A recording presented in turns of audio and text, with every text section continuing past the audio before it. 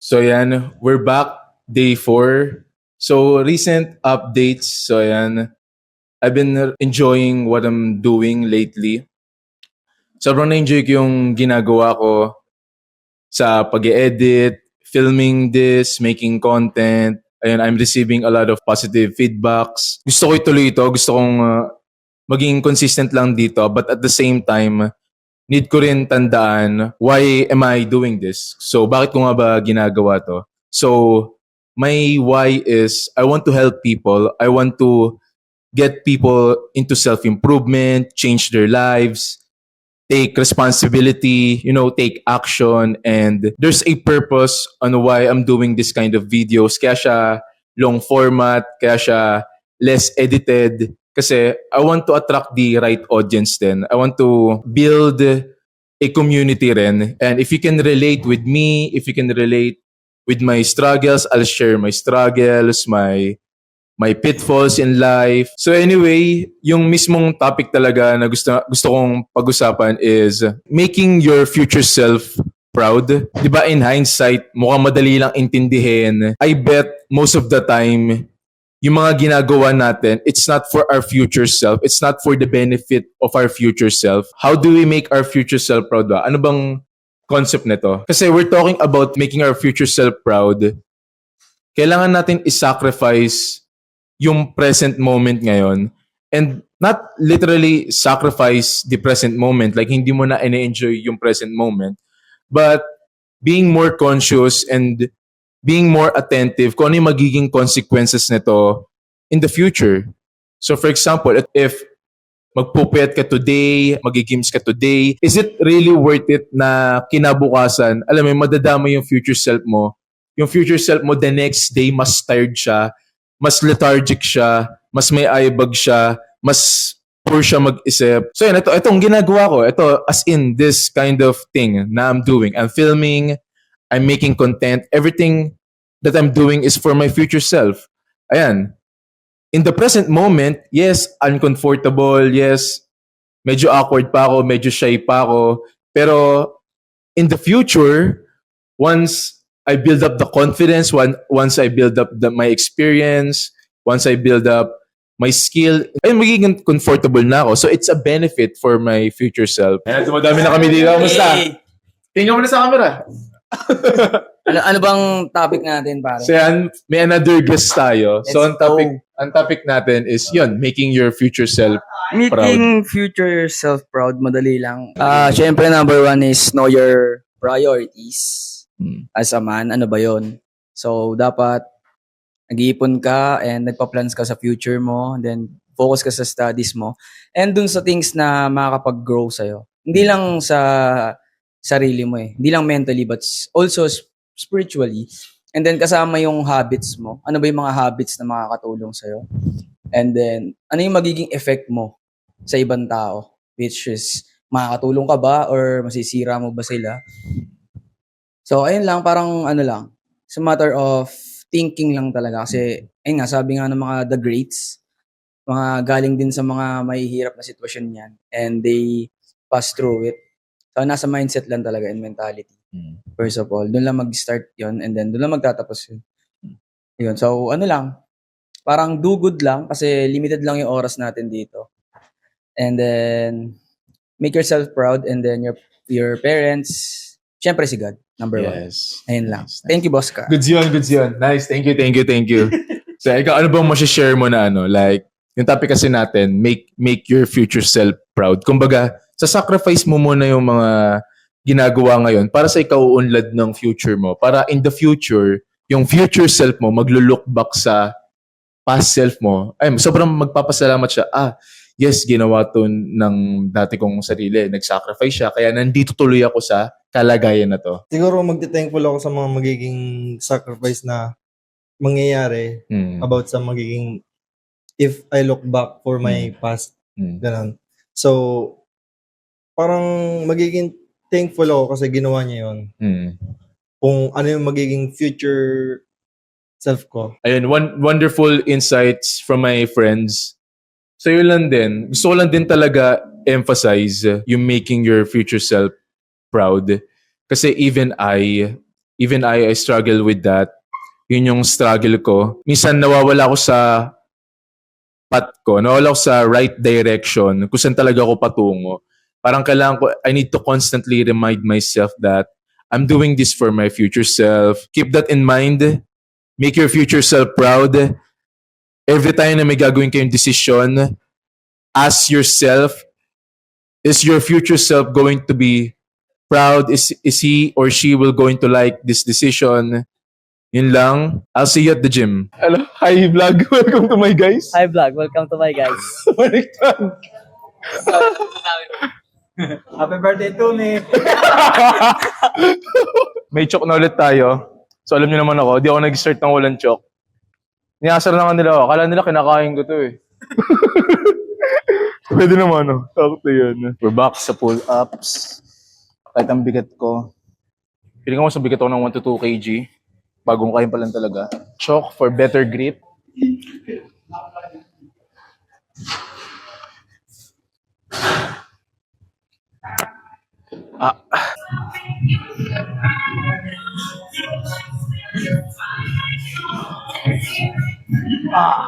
Ganito guys, kung gusto nyo makita yung kamay ng isang calisthenics athlete, ganyan. Dati working set ko lang itong 30 ah. Ngayon, it's just a warm-up.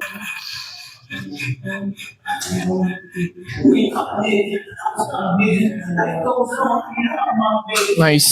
Pinaparamdaman ko muna sa warm-up ko. If magiging maganda yung warm-up ko, if magiging maayos, that could be a good sign na, you know, I could also hit the same repetitions or intensity in my working set, or if I'm having a bad day. So usually, if I have a bad day, like lack of sleep, like lack of nutrition, something happened, ganon, mararamdaman mo yun sa warm-up mo, pag nag-warm up ka pa lang. So that's why, don't skip your warm-up.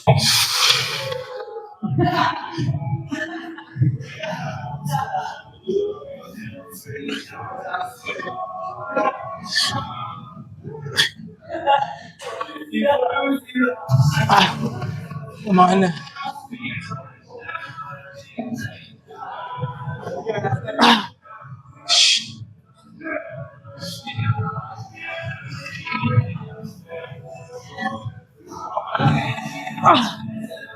I often get asked, like, what do I do for my rear delts?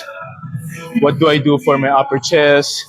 So lagi ako tinatanong, ano daw ginagawa ko sa mga certain muscle groups, like my side delts, my rear delts, ganun. Mga aesthetic muscle, ganun daw. And to be honest with you, I don't really isolate them and I don't pay that much attention. Hindi ko masyadong nag-isolate. Hindi ko masyadong ginagawa yung mga isolation exercises. I mean, there's room and time to incorporate isolation exercises. Pero I believe most of the time you should do compound exercises rather than isolation. Especially when you're just starting out, you're just building your base, your foundational strength. And when you focus too much on isolating a specific muscle group, ganon, you will never build your base, you will never build a solid foundation, and you'll keep chasing yung aesthetic physique, yung dream goals mo without the foundation or without the base. So mas mainam, focus on your compound exercises. Yun, I never really do isolation exercise. Even till now, I don't do them much. Just focus and prioritize your compound lifts. Get strong at them, build the solid foundation, build that. Yeah, especially as a natural, yun talaga dapat focus mo. Focus on building strength. Focus on progressive overload. Focus on keeping your lifts going up rather than doing this fancy isolation exercises. So, ito na. Tuturuan tayo ng proper dips, guys. Let's go. Hindi siya basta push. Ay, takti mo yan. Okay, guys. Parang hindi ko kaya yun, ha? Parang hindi ko kaya yun, ha? Nice tip, guys. Yung pala tawag doon, reverse dips. Gawin ko kaya weighted?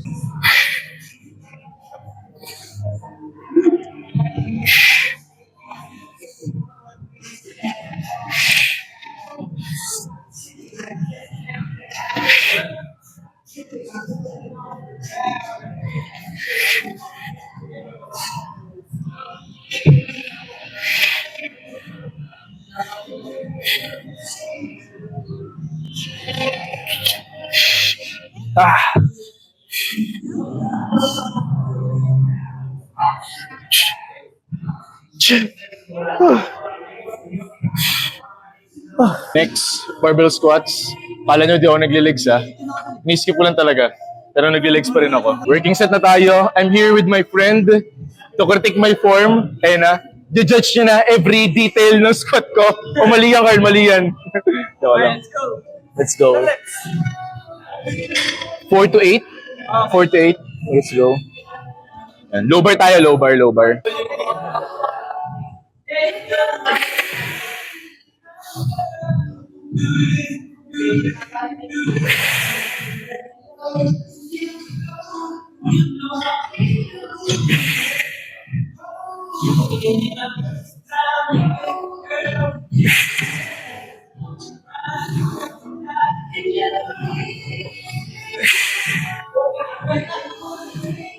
Tangina.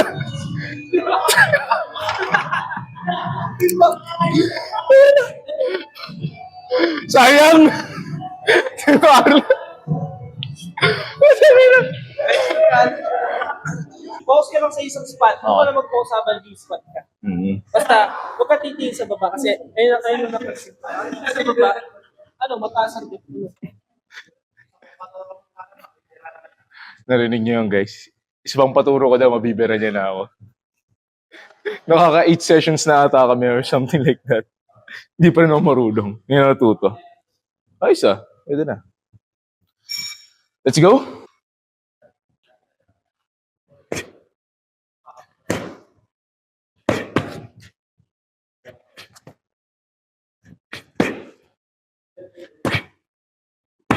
Anong command?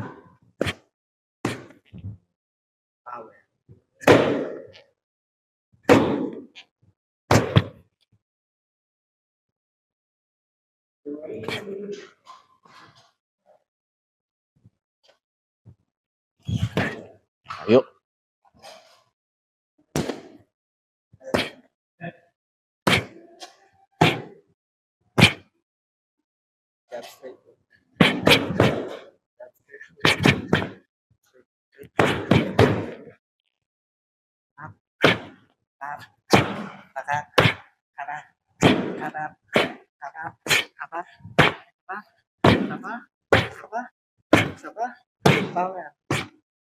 Double jump. Double jump po. Double jump po. Ari.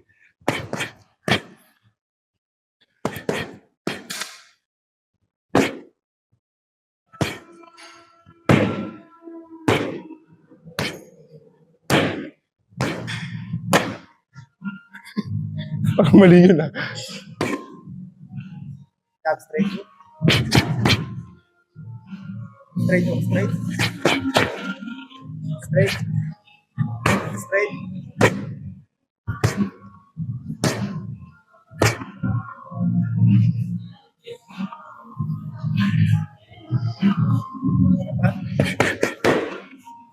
Pat. Pat. Check. Check. Hindi ka na. Nakaramdaman mo ba? Jab. Jab straight.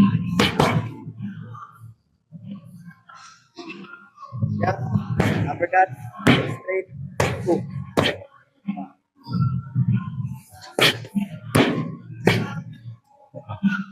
Straight.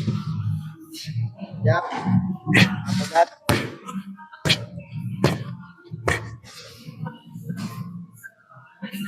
Straight. Hook. Straight. Combo straight. Straight. Ulit, ulit. Ulit, ulit.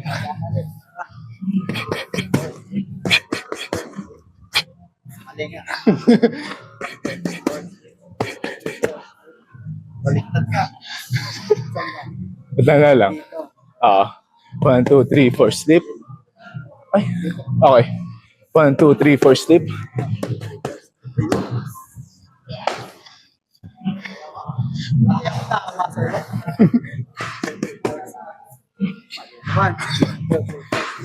Ano? Dito. Balik na naman. Okay. Tama. Ito na ko. 1, 2, 3, 4, slip.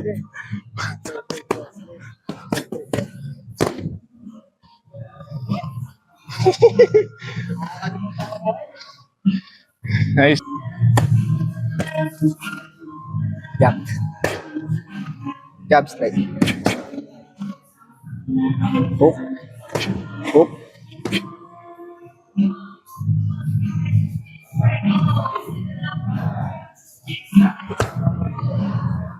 Awa.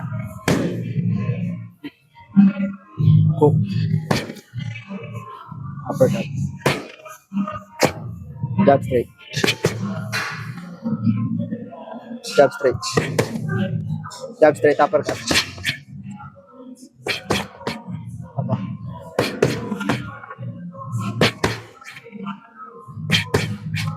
Hala.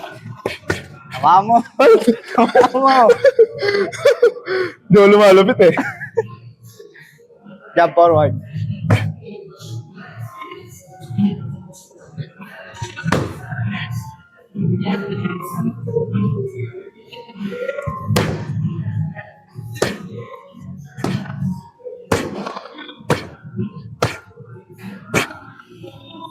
Jab. Ah.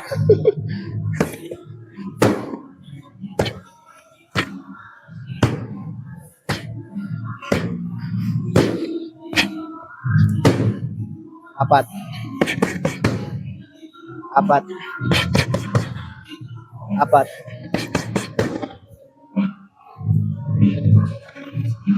Combo slip. Slip. Ay, baliktad ako! Sabi sa'yo. Okay, akin. 1, 2, 3, 4, slip. 1, 2, 3, 4, slip. 1, 2, 3, 4, slip. Kaya, coach. Game. Power. Apa? Double. Double. Uppercut. Uppercut. Uppercut. Hook. Hook. Hook. Hook. Straight. Straight. Hook. Hook. Hook. Hook. Hook. Hook. Hook. Ano? Hook! Hook! Ano to leg? Ano na, bangag na rin eh. Jab. Jab straight. Double jab straight. Triple jab. 1, 2, 3. Jab hook. Jab hook. Oh, ano yun? Instinct! Jab hook. Instinct! Jab. Oh. Jab hook straight. Jab hook straight.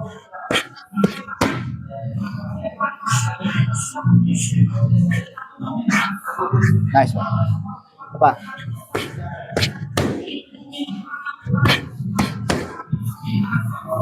Jab. Magal. Jab. Apat. Anim. 10.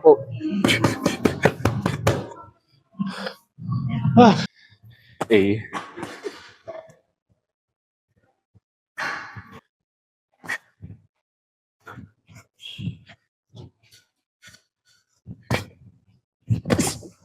Ano yun? Woo! Sige. Bye! Sige. Sige. Okay, game. Sige. Dumaplis lang yun ah. Huwag mo tamaan siko ko. Katawan ko. Nag-block mo eh.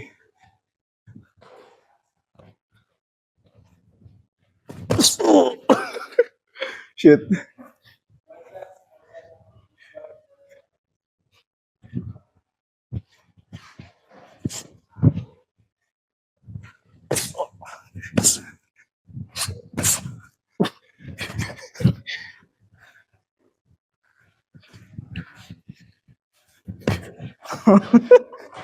Oh.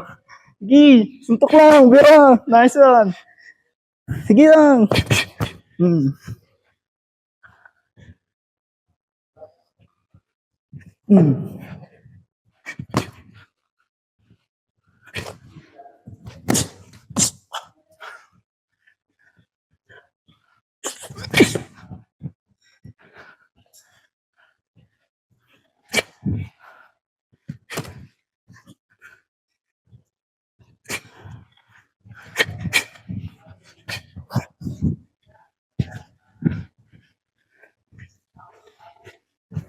Yo, nice shot, nice shot.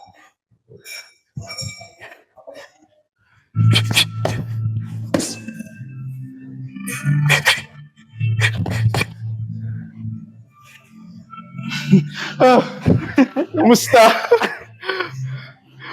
Ramdam ko agad yung ano eh. Gago na susuka agad ako.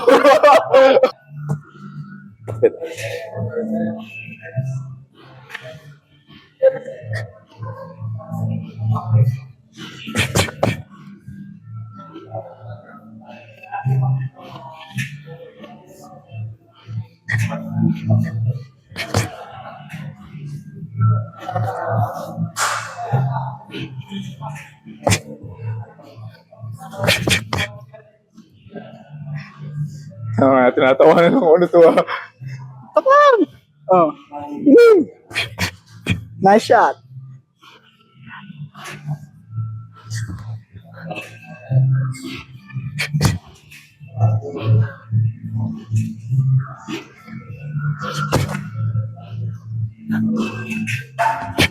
Ay, gagi, sorry. Nabrakas. Okay lang. Sorry, all good. Sorry, huwag kang sorry. Okay. Combat sport, magkakatamaan talaga tayo. Ito.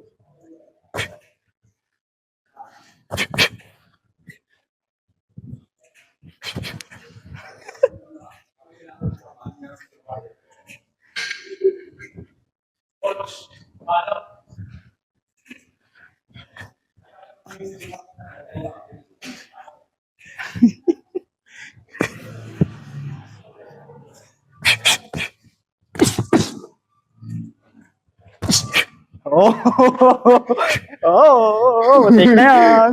Naaslipan yun Ayan. Nahihilo na ako, pare.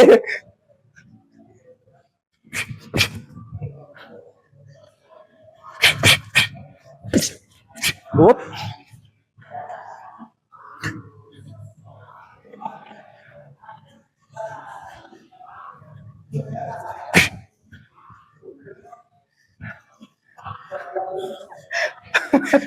Ito, papas depensa mo. Saan?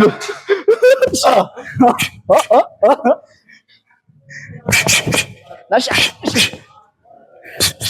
Nice shot. Nice hit. Susuka na ako.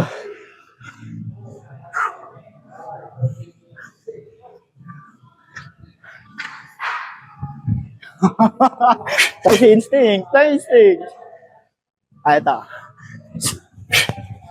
Oh, nice shot. Bait, masyado ako mabait eh. Huwag kang magsasorry. Okay. Di ako sanay eh. Oh. Gi.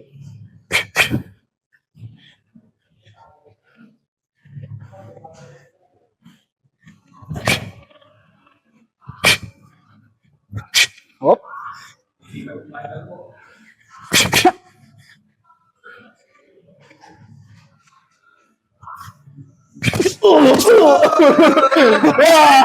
Kaya na. Tapos na yun ah. Wow. Nalason pa ako. Timer. Critical hit. Ayan guys, we're done. Closing na rin gym. We're going to do this quickly. Ayan, gym. After nyan, boxing training. Nag-light sport din kami ni coach for 2 rounds. Ayun, grabe. It's my first time experience that sparring. Nabigyan ako ng ilang bodies. Yun. So, yun lang. Ano ba masasabi mo sa performance ko? Masyado ako mabait, pre. Shadow of it. Sorry eh. Huwag ka masyado magsosorry at combat sport yan eh. Magkakatamaan talaga tayo. Okay na yung touch gloves. Kaya, tsaka huwag ka masyado magpanic. Pag sinusugod kita, lagi ka lang high guard. Arms up. block mo lang yung shots. And masyado akong magalaw. Ayun, paikot-ikot ako kanina eh. Sinusundan lang kita. Kaya huwag kang magtataka ba't ang bilis mo mapagod.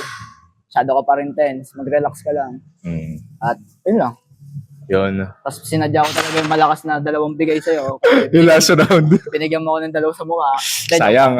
Normal lang yun. Huwag kang masyadong, yun lang, huwag kang masyadong tense. Kumalma ka lang. Yun lang, that's it guys. Masasara namin gym. Thank you talaga, Moy. Thank you, coach. Thank you. Sobrang na-appreciate yun. Yung suntok lang sa solar plexus yung hindi ko na-appreciate. Yun lang, that's it guys. See you soon.